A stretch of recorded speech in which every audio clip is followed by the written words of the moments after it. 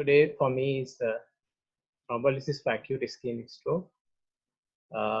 Of course, this talk will be focusing only on thrombolysis. As you know, the management of acute stroke is quite comprehensive, and I'll be focusing mainly on thrombolysis. So as you know, why we should do thrombolysis urgently, it's always a well-known fact. If we start from the point where the ischemic stroke occurs, we know that there's infarct core surrounded by this ischemic penumbra, which we don't see usually on a CT scan.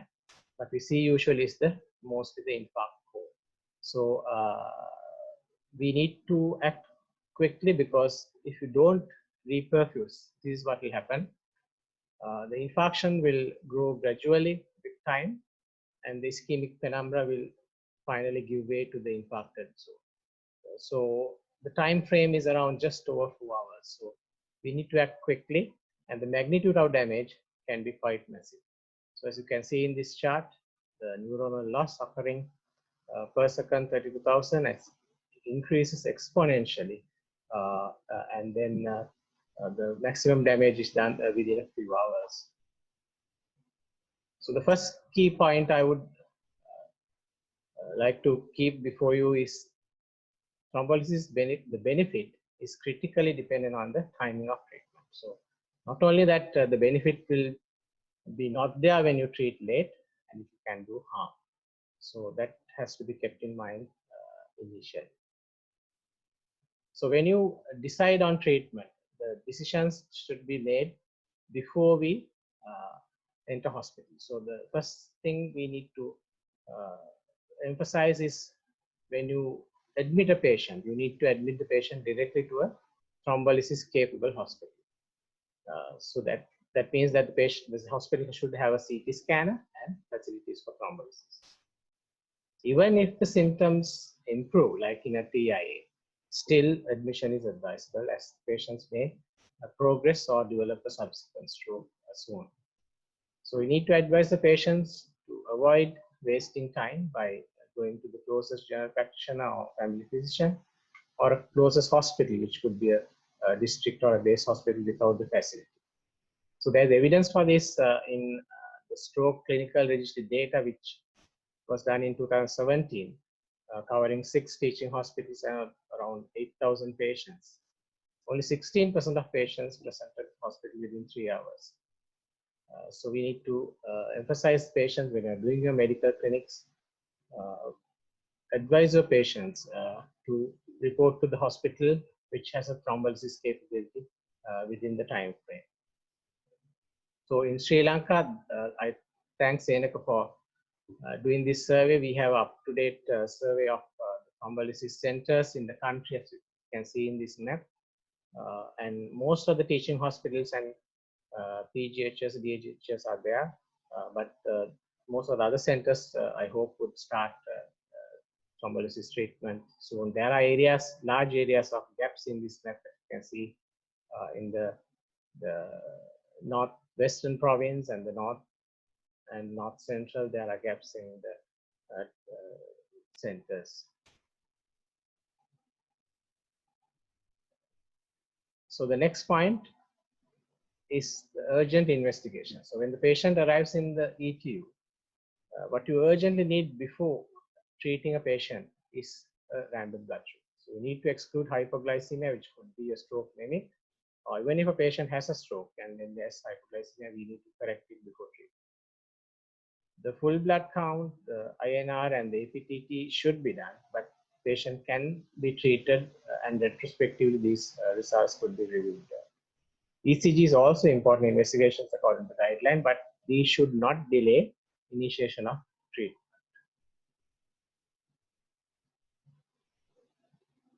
So the next point, the CT brain non-contrast. This should be a normal study. So the most important treatment decision maker is CT brain non-contrast. What you should see is a normal CT. When I say normal, the scans can show early evidence of ischemia, but basically what we say is there's no established infarction or there's no other contraindication on your CT. So in this scan, there are subtle hypodense areas in the right MCA territory. The patient presented with a left-sided weakness. You can see effacement of sulci on the right side. So these are not contraindications to treat. But if you see this, again a patient with a left-sided weakness, there's a well-established hypodense area. So this is a contraindication to treatment. So we should not treat this patients with thrombolysis. There are other signs of early ischemia on a CT brain. This is a patient with a right-sided weakness, which shows a left proximal middle cerebral artery thrombosis, which is called the hyperdense MCS sign. So the infarction hasn't developed still, and you can see this quite early on a CT. So these are not a contraindication to treat, but ideally these patients benefit more from a thrombectomy. Then you may see early signs like the hyperdensity in the basal ganglia region, which are seen in these images, but these are not essential to treat, and also these are not a contraindication.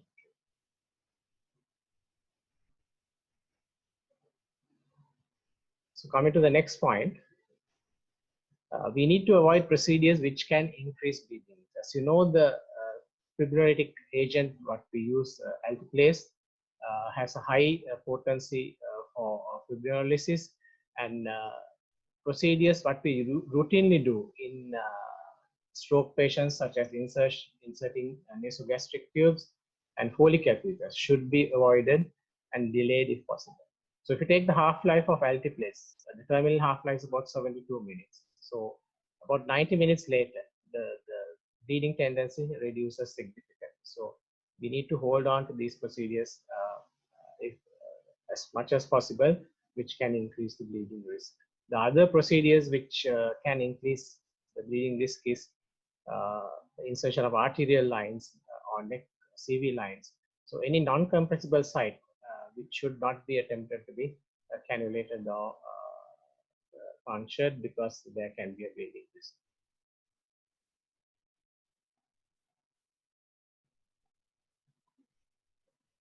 So the next important point is the management of blood pressure. So we need to achieve and maintain strict blood pressure targets before thrombolizing a patient. So there are guidelines for this, and you can focus your attention to the second row of this chart. So patients who need thrombolysis, before initiation of the treatment, we need to maintain their blood pressure around 185, 110 or less than that. So those who have a higher pressure than this, we need to treat it urgent. Then once the treatment is initiated, within the first 24 hours, we need to maintain it 5 degrees lesser than the target. So 180, 105.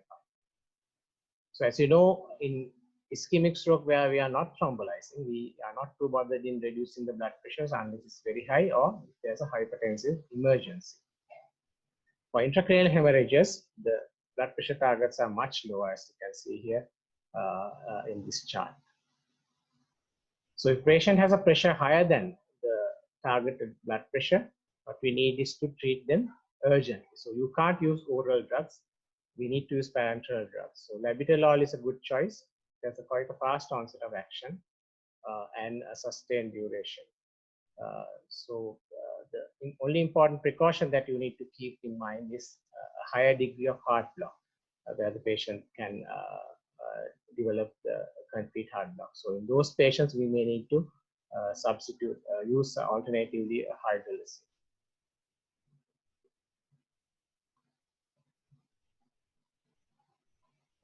So the next point we are coming into is the treatment guidelines. Now, this is very important. We need to ensure strict adherence to the latest treatment guidelines which are published. So up to date, the latest guideline is the 2019 update of the ASA guideline. So to ensure this, what we can do is to have a hospital protocol. So if you have a hospital protocol with the forms and all the details in that, it's so that all members of that stroke team would follow this protocol, and there'll be a uniformity in the management process and the path. So for this, you need to educate and train your staff, particularly the emergency unit staff, the stroke unit staff, And also it's better for you to, and it's recommended that you participate in a registry and also audit your treatment outcomes. So one of the most important scales that you need to be aware of is this National Institute of Health Stroke Scale in NIHSS. To go through this is beyond the scope of my talk today. So there is free online training available if you want to familiarize yourself with this scale. The link is given here. It's free for all. You can register yourself and then go through the modules. They are not too long. Within about 2 hours, you can complete the modules and then familiarize with using the NIHSS. So we use this to monitor stroke severity, which is done at admission at 2 hours. And then depending on the patient's clinical state, we may have to repeat it at 24 hours and then thereafter. So the essential criteria to treat is a diagnosis of acute ischemic stroke causing a measurable neurological deficit, onset within 4.5 hours from the initiation of, sorry, I made a mistake here, from the initiation of treatment. Yeah, that's from onset of stroke to the treatment, the time should be 4.5 hours. Age more than 8 years, there's a separate section for the upper limit of age, I'll come to that, and exclusion of all contraindications. So one important thing you have to remember in the assessing the time of onset is that uncertain time of onset of stroke symptoms is very important, because time of onset is taken as the time the patient has last known to be well. So patients who wake up with stroke symptoms, which is common, these patients, the onset of stroke should be the time they went to bed. Or there may be unknown time of onset due to other reasons where there is no eyewitness or patients who are living alone. In these patients, even if you have a CT which looks normal, thrombolysis can be dangerous, so we should avoid these. So the contraindication, there's a long list. These are most of these absolute contraindications. So if your CT shows obvious bleed, established infarct, a space occupying lesion, aneurysm or AVM, then symptoms in the clinical history suggestive of a subarachnoid hemorrhage, previous intracerebral hemorrhage at any given time is a contraindication. Then patient who had severe head trauma, prior stroke, intracranial or intraspinal surgery within the last 3 months. Patients with known structural GI malignancies or GI bleeds within the 3 weeks. Major extracranial and extraspinal surgeries or trauma within the last 2 weeks. Cardiac causes, infective endocarditis, aortic arch dissection, and coagulability. INR of more than 1.7, APTT of more than 40 seconds, or a platelet count less than 100,000. And also use of low molecular weight heparin within the 24-hour period.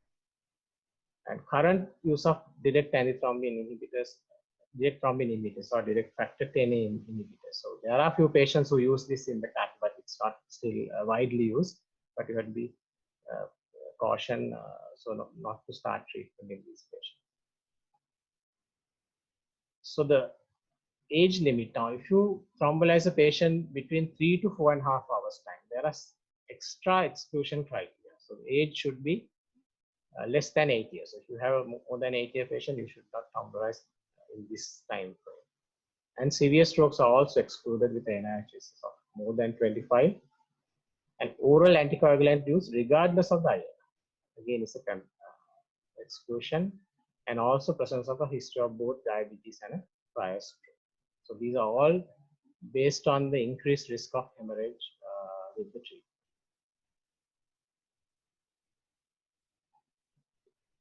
So you need to get consent from all patients, and there should be a general idea about the expected benefit versus risk of treatment.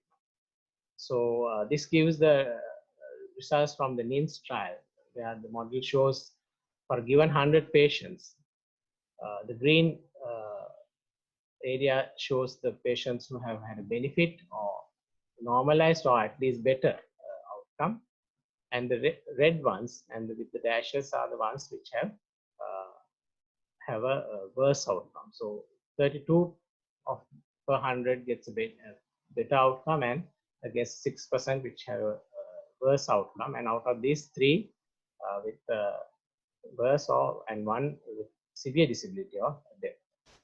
So we need to explain to the relatives and the patient the expected benefit and the possibility of a complication.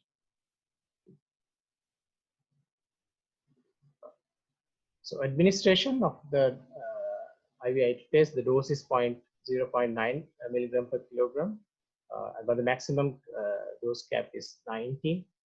10% is given as a bolus over 1 minute, and the 90% as an infusion over 1 hour. Preferably, the patient should be monitored in ICU, HDU, or stroke clinic setting with monitoring for minimum of 24 hours. You should avoid antiplatelet, anticoagulant medication, and NSAIDs for the first 24 hours. The new guidelines says better if you can obtain a follow-up CT at 24 hours before starting the patient's antiplatelets and anticoagulants. So the observations are very important after you thrombolyze a patient. Every 15 minutes for the first 2 hours, then every 30 minutes for next 6 hours, and hourly for 18 hours. So ideally, you should check BP and you have to cross-check with the manual assessment, the pulse, temperature, respiration, GCS, and saturation. So if the patient has a higher blood pressure, you may have to do the monitoring more frequently so that you make sure the patient's target blood pressure is kept within the range.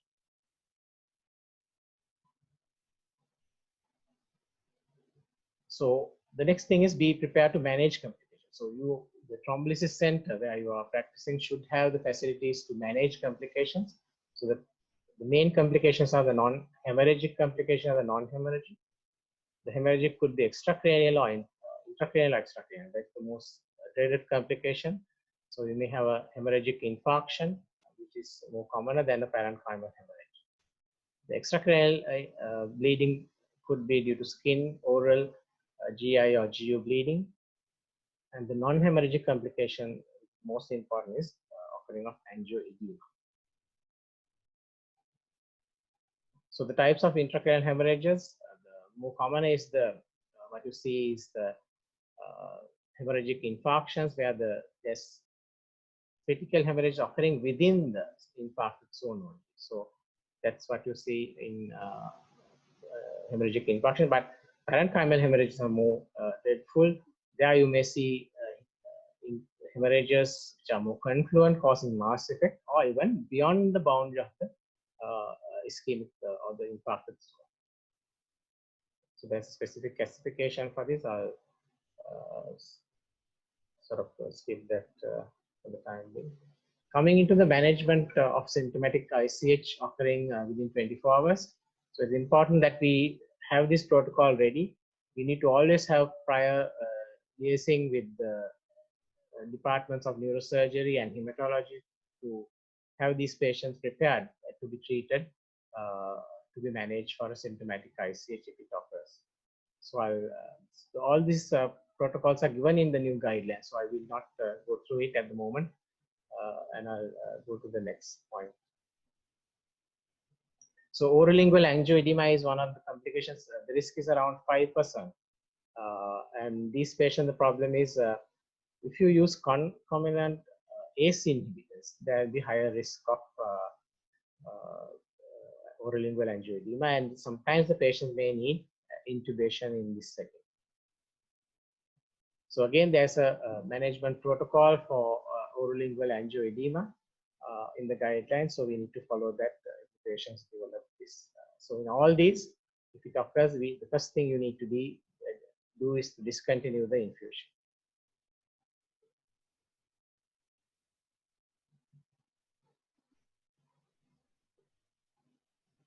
So important other issue is use of advanced imaging. Now we know that centers like in Colombo and the major teaching hospitals will have more extensive investigations other than a non-contrast CT brain. So multimodal CT and MRI, perfusion imaging. But important to remember, you should not delay the treatment initiation by doing these investigations. Again, the routine use of MRI to exclude cerebral microbeads should be avoided. So it's not recommended.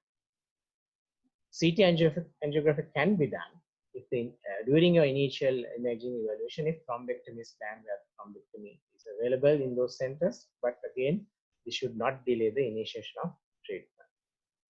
For wake-up stroke, sometimes MRI with diffusion flare mismatch, like as you can see here, in a patient who developed right-sided weakness, you can see a clear infarct in the diffusion image, but there is no corresponding area of hyperdensity in the high signal in the flare image.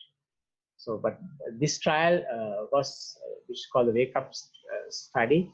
There was an increased risk of hemorrhages in these patients, although they have had a benefit. So it's important that you strictly adhere to the guidelines when you treat this patient. So finally, coming to the last point. So time is brain. Every minute counts, as you saw in the first slide I showed you. We need to treat the patients urgently. The targeted dose-needle times, that's the patient's arrival from to the emergency to the initiation of treatment, should be less than an hour. So at least 50% of your patients should be within this target. So we need to start from the time you admit the patient, so that the patient comes to the correct center, do the initial investigations urgently, and then inform the stroke unit, do the CT scans ideally within 20 to 25 minutes, and then interpret the results and initiate treatment. So I'll stop there, and we'll have a discussion at the end of the next talk. So the recap of the pearls. So treatment should be initiated early within the time window. Patient should be admitted directly to the hospital with thrombolysis facilities. The blood glucose is the only essential treatment to review before starting treatment. And the CT scan should be ideally normal. Procedures like NG tubes and urine catheters should be avoided. Strict control of blood pressure is important to keep in with the guidelines, and follow the hospital protocol so that you treat the patients uniform pathway. Then complication side effects should be anticipated and prepared to manage. And also you need to know when to do advanced imaging without delaying treatment initiation. So remember again, time is brain. So we need to treat these patients urgently. Thank you.